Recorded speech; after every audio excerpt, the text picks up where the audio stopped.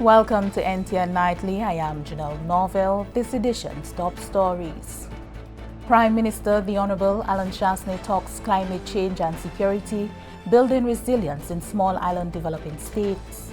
The Government of Saint Lucia is embarking on the development of a science, technology and innovation policy for Saint Lucia.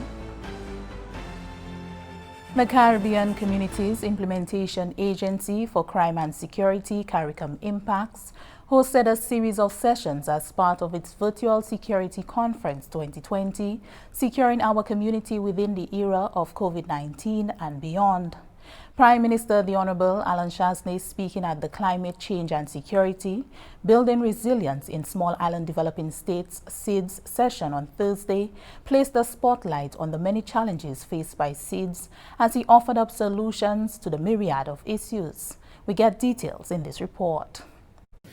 Prime Minister the Honorable Alan Chastanet re-emphasized the vulnerability of SIDS to natural disasters and external shocks.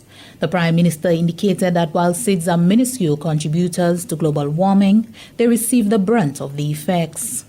Efforts on the part of SIDS, he explained, to build resilience and mitigate the hazards of disasters have only worsened the situation as SIDS increased their debt-to-GDP ratio without any significant impact on productivity gains of the countries.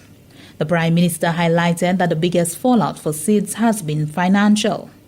He highlighted some of the measures that can be taken to remedy the situation, including the use of a vulnerability index to determine the wealth of SIDS instead of the country's debt-to-GDP ratio, and a dedicated fund for SIDS to prevent the lengthy waits for the disbursement of grant funds.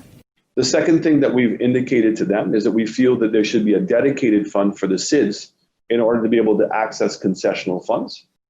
The third thing that we've been talking about is that the governance structure around these funds needs to be streamlined in order to allow us to spend the money quicker. And this idea that even though we're in a hurricane season, we're still 9 months away from the next hurricane season. So time is against us. And we used the recent BIFID program where the British government, when Prime Minister Cameron was in office, gave £330 million in grant funds. I'm hoping that Saint Lucia is going to start the project in the next 2 months. 8 years to be able to get grant money implemented.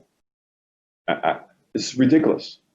So we're saying that not only do we have to have dedicated funds, but we need to look at a new governance structure in terms of how those funds are going to be implemented. And then the last one really is to say that this debt that we're incurring for building resilience should not be considered part of our debt portfolio. That this debt should be below the line. Yes, we're responsible for repaying it, and we can put models in to be able to have it repaid. But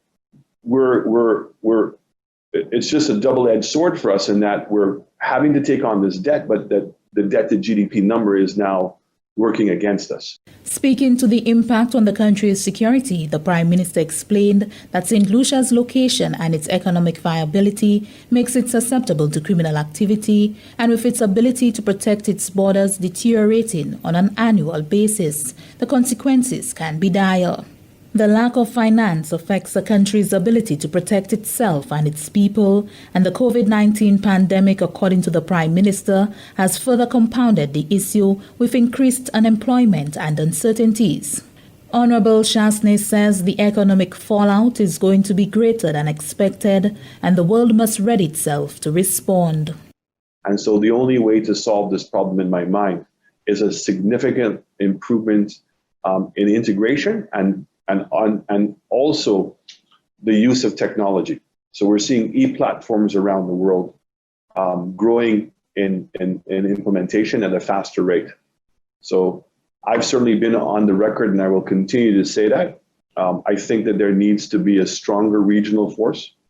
I was not happy with the report that came out where we talked about having a smaller force. I think that we should have and I'm sorry using my American comparison, but whether it's an M5 or an FBI operation for CARICOM, that's a standing police force.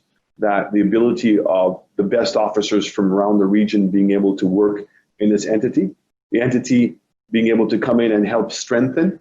And the fact is that it's monitoring the region, because crime is no longer domestic. It's no longer just one island. It is all of us collectively.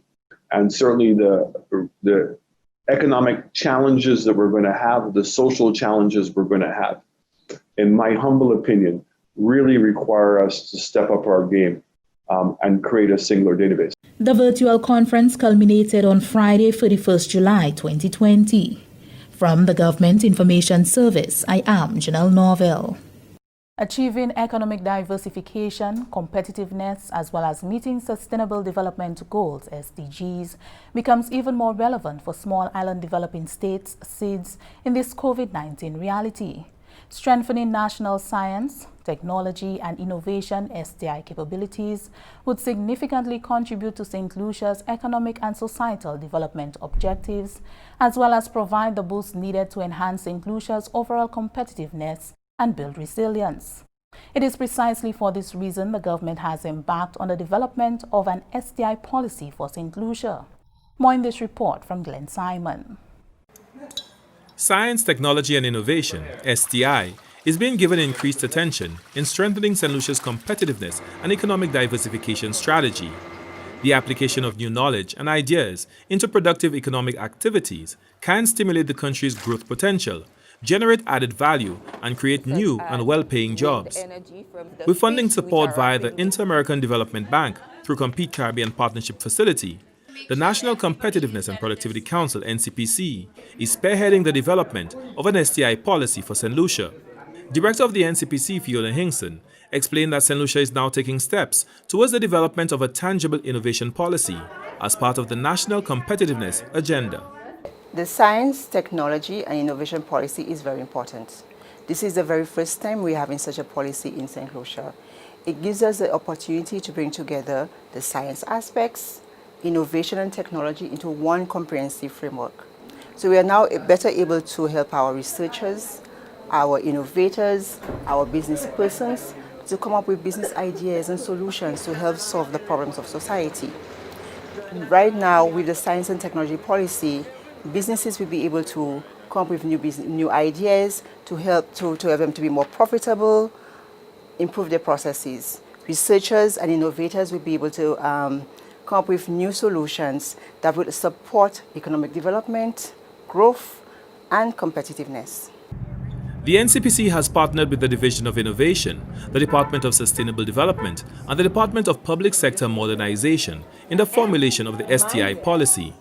Science and Technology Officer Berthia Thomas said this policy will function as an overarching framework to provide strategic direction to the Science and Technology Department. So the journey has been very long. As a matter of fact, the Science and Technology section was initiated in 2013, and we have had many challenges along the way. So we are very happy that we can now collaborate with the Innovation Division and specifically the National Competitiveness and Productivity Council, who has led this process in the development of a joint science, technology and innovation policy. Innovation refers to creating something new, a big idea, which adds value to a product, good, service or process. So said Lynelle Malzer, the Director of Innovation in the Department of Education, Innovation and Gender Relations.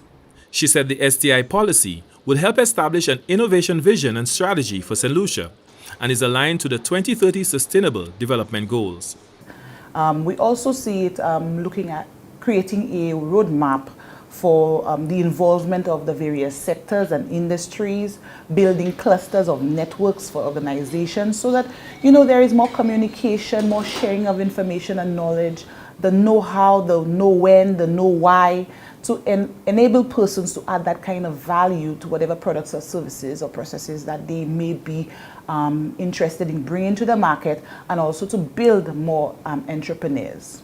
Policy Links Education and Consultancy Services, University of Cambridge, has been contracted to provide technical assistance for the implementation of the National Competitiveness Agenda for St. Lucia, and the STI policy will be one of the deliverables from this project.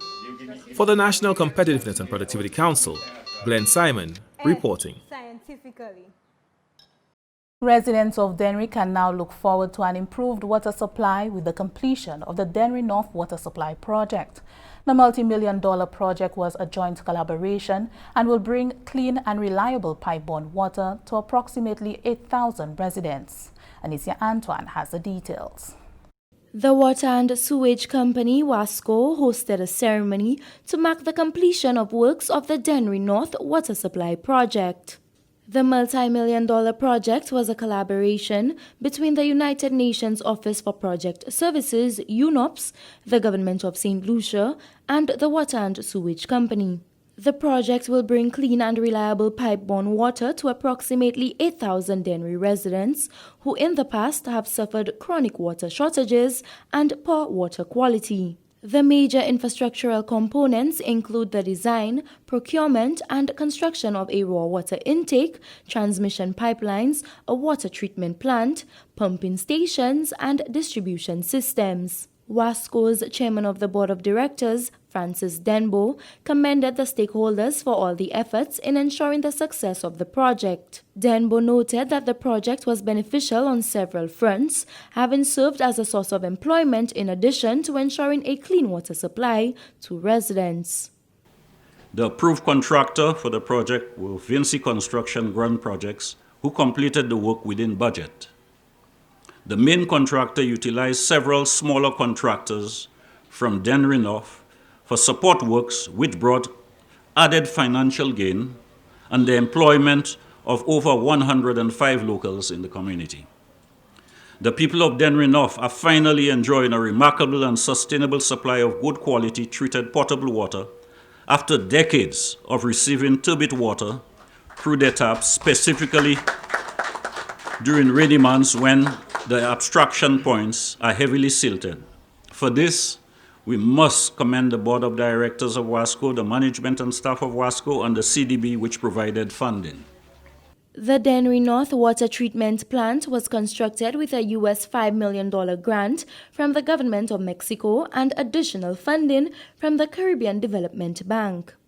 Ambassador of Mexico to Saint Lucia and the Eastern Caribbean states, His Excellency Oscar Esparza Vargas, noted that Saint Lucia and Mexico continue to collaborate on several projects, further strengthening the friendship and diplomatic ties between the two countries. Like real friends do, we help each other to accomplish tasks pursuing the welfare of our citizens. Thus, Mexico and Saint Lucia agreed to develop a large-scale infrastructure project, the construction of an integral and sustainable drinking water solution in Dennery North. And our government contributed with $5 million for the construction of the first stage of this project, which was handed over in March 2018. And today, we are very satisfied and happy to bear witness to the completion and handing over of this very important project, which will ensure the quality and its supply of the water in the Mabuya Valley, whose residents have had long lacked reliable and high-quality water system.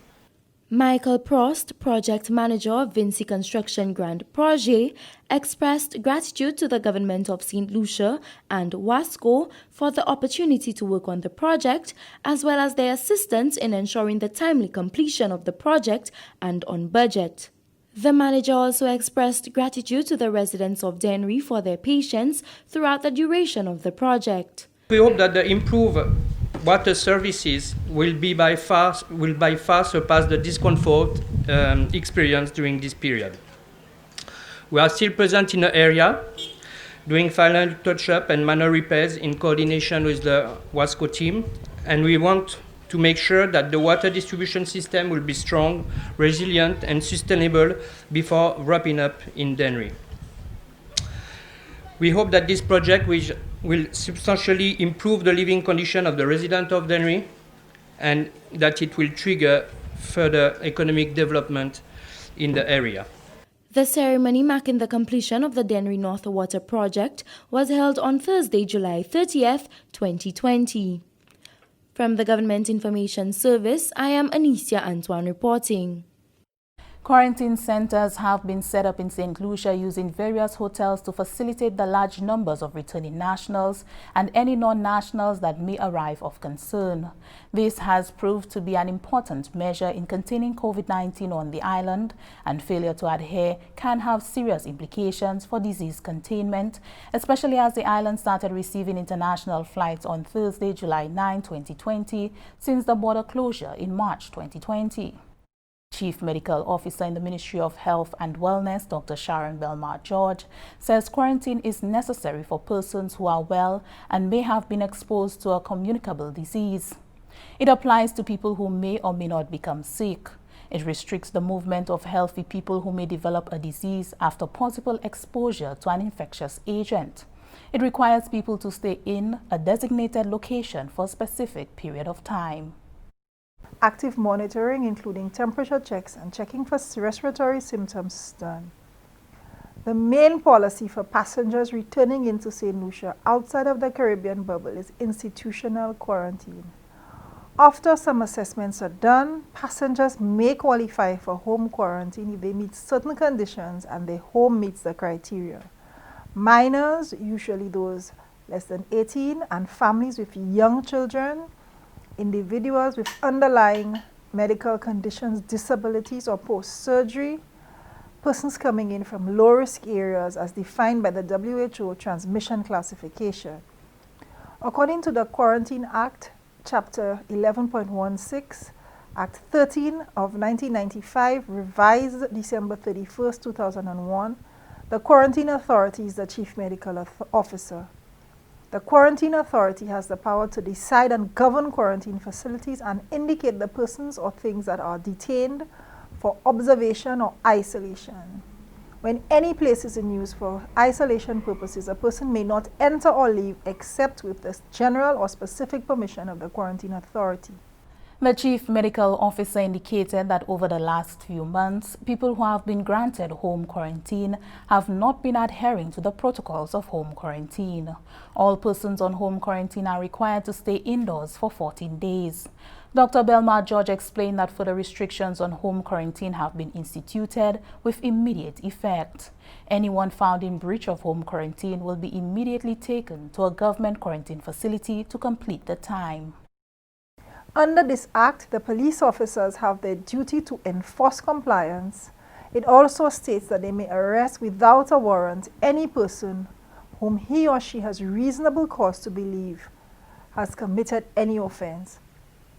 The public is asked to cooperate and encourage family members and friends who have returned from overseas and are presently in quarantine to remain at home for the 14-day duration.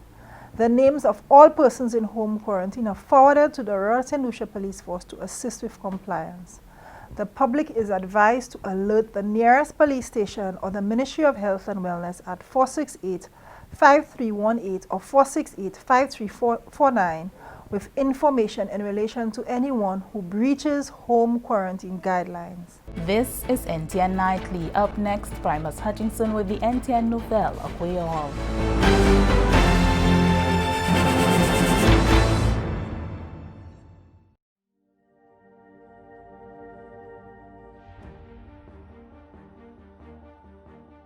It is possible for infected food handlers or workers to introduce the COVID-19 virus into food or onto surfaces within the food business by coughing and sneezing or through hand contact unless they strictly follow good personal hygiene practices. Food handlers must wash their hands before starting work, before handling cooked or ready-to-eat food, after handling or preparing raw food, after handling waste, after cleaning duties, after using the toilet, after blowing their nose or sneezing or coughing, after eating or drinking, and after handling money. More than ever before, your important role as gatekeepers of St. Lucia's nutritional health and food security should be taken seriously. When you exercise these precautions, you not only safeguard your health, but also continue to allow St. Lucians access to clean, healthy, and safe food. Remember, it is our responsibility to ensure our nation eats fresh, St. Lucia's best.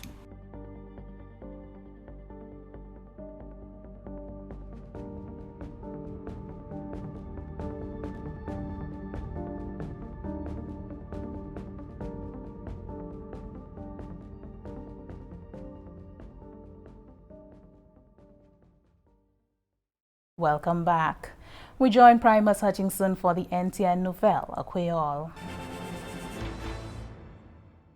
Monsieur Auteur, Anicia, Monsieur Madame Département qui nous responsabilité pour information en gouvernement Saint Lucia, GIS, et télévision nationale NTN, qui a Nouvelle à Creole, Monsieur Primus Hutchinson.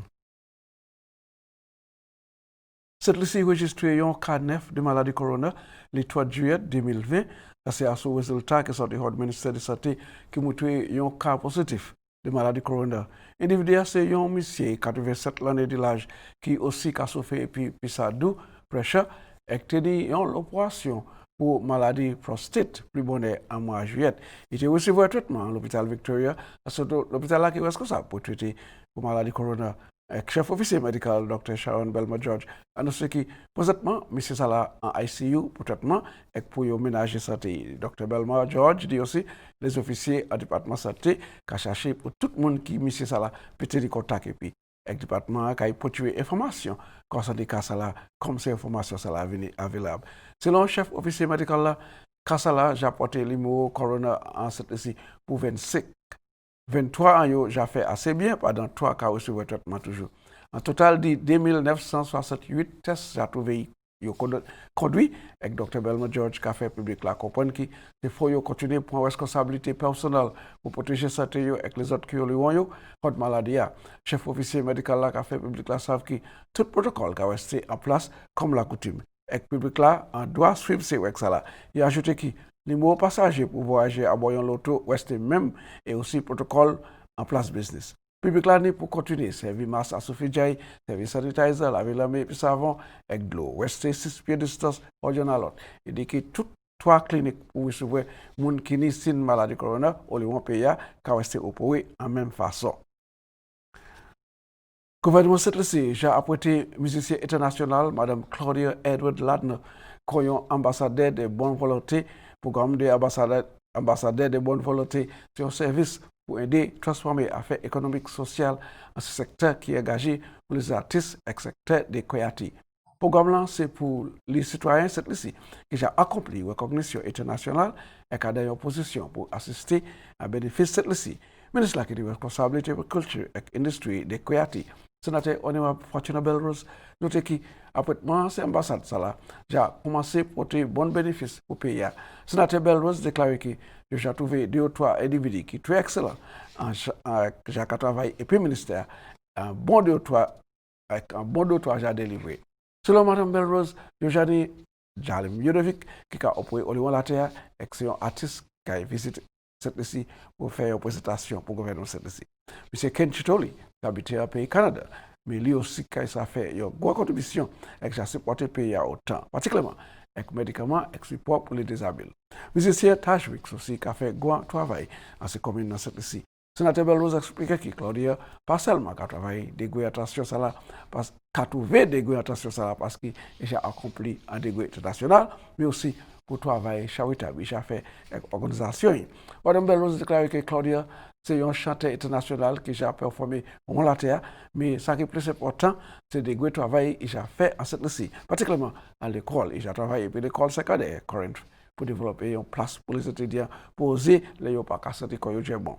Et aussi développer un centre d'études dans l'école Ave Maria. Selon le sénateur Belrose, c'est des gros respects et un individu qu'on s'est mérité. Quand il y a un ambassadeur, Mme Edward Lana, qui continue de travailler sur diverses activités et projets qui en bénéficient les jeunesses. Présentement, l'année 12 Saint Lucien, qui j'ai trouvé apprêté comme ambassadeur de bonne volonté. Boys Training Center Massad Gozili, c'est un établissement pour jeunes garçons commençant à l'âge de 10 pour 18 ans qui participent aux parents et bien dispute et puis à payer. C'est parmi les organisations qui trouvent bon bénéfice Hotball et des charitables organisées par Premier ministre Chastanet et Madame Lee. Ils ont une discussion sur NTN.